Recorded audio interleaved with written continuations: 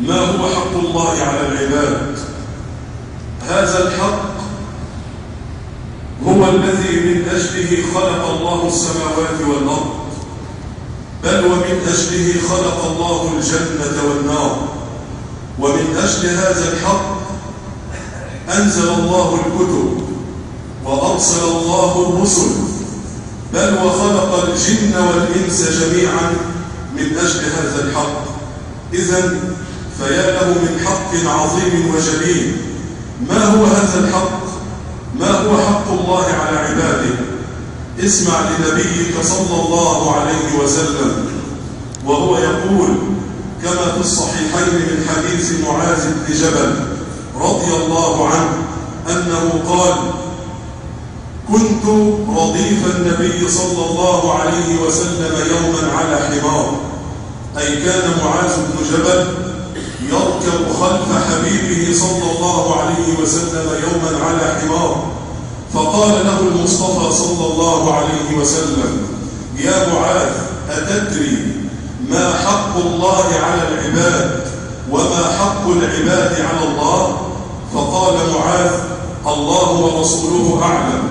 فقال المصطفى صلى الله عليه وسلم: اسمع أيها الحبيب الكريم، قال: حق الله على العباد أن يعبدوه ولا يشركوا به شيئا، وحق العباد على الله ألا يعذب من لا يشرك به شيئا. ففرح معاذ وقال: يا رسول الله، إذن أنطلق لأبشر الناس؟ فقال صلى الله عليه وسلم: لا تبشرهم فيتكلوا، لا تبشرهم فيتكلوا، يعني لا يعملون العمل الصالح. فظل معاذ بن جبل كاتما لهذه الكلمات ولم يخبر بها إلا قبل موته خشية كتمان العلم. تعالوا بنا أيها الأحبة لنقف وقفات سريعة مع هذه الكلمات المباركة لنبينا صلى الله عليه وسلم. يقول معاذ: كنت رديف النبي صلى الله عليه وسلم يوما على حمار، يعني كان يركب خلف النبي. هنيئا لك يا معاذ، هنيئا لك، ونسأل الله ألا يحرمنا صحبة نبينا صلى الله عليه وسلم بالجنة. وانظر إلى تواضع النبي رغم أنه القائد، رغم أنه أفضل رجل في الأمة صلى الله عليه وسلم، ولكن انظر إلى تواضعه، يركب مع معاذ بن جبل على حمار، ثم يقول له: أتدري ما حق الله على العباد؟ فلما قال معاذ: الله ورسوله أعلم، فأخبر النبي صلى الله عليه وسلم بهذا الحق الجليل وقال: حق الله على العباد أن يعبدوه ولا يشركوا به شيئا. ما هي العبادة؟ العبادة أيها الأحبة هي كل قول وكل فعل وكل حال يرضي الله تبارك وتعالى. فالعبادة اسم جامع لكل ما يحبه الله ويرضاه من الأقوال والأفعال والأحوال. فكل عمل صالح، كل عمل وكل قول وكل حال صدقت فيه النية وكان موافقا لهدي سيد البشرية محمد صلى الله عليه وسلم فهو عمل صالح متقبل عند الله عز وجل. نحن ما خلقنا أصلا إلا للعبادة. أما سمعت قول ربك: وما خلقت الجن والإنس إلا ليعبدون. نحن ما خلقنا للعب وللطعام وللشراب، ما خلقنا إلا لعبادة الله وحده ولتوحيد الله وحده سبحانه وتعالى.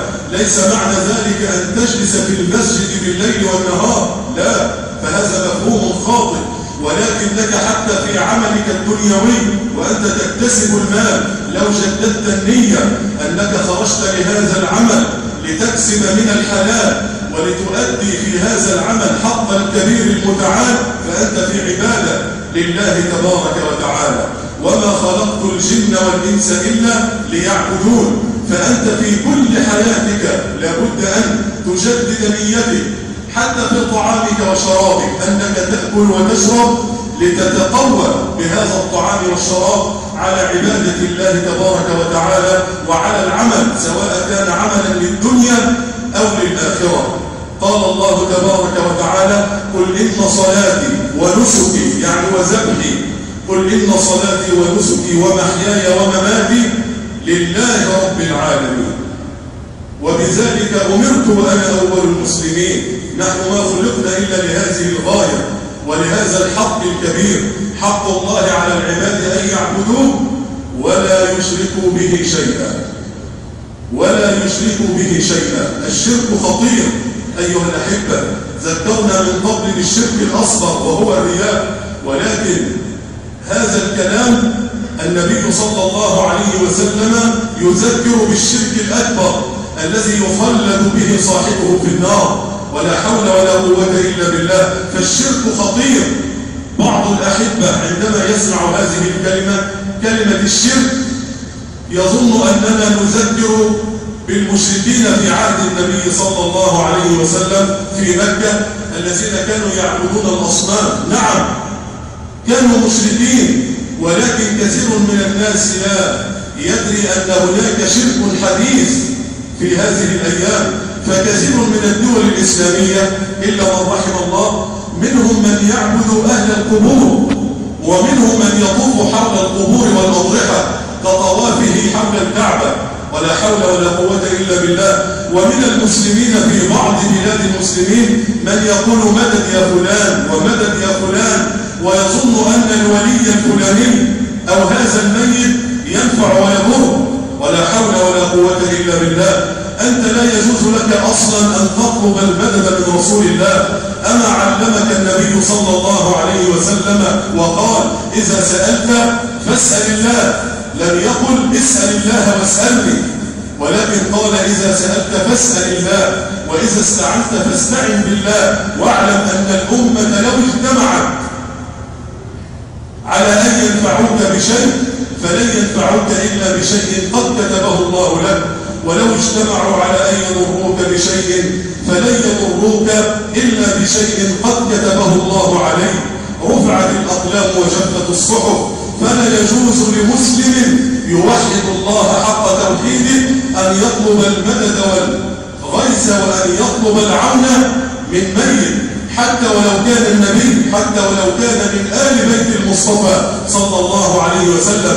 نحن نحب نبينا ونحب آل بيت النبي ونحب أصحاب النبي صلى الله عليه وسلم، ولكن لا ندعوهم من دون الله. فالشرك هو أن يكون في قلبك من يملك الضر والنفع غير الله. فانتبه أيها الحبيب الكريم، فالشرك هو المعصية الوحيدة التي تأكل كل الحسنات. قال الله تبارك وتعالى: إن الله لا يغفر أن يشرك به ويغفر ما دون ذلك لمن يشاء. فالشرك هو المعصية الوحيدة التي تأكل كل عمل. أما سمعت هذه الآية القوية التي نزلت على نبينا صلى الله عليه وسلم، وربنا يحذر المصطفى صلى الله عليه وسلم من الشرك.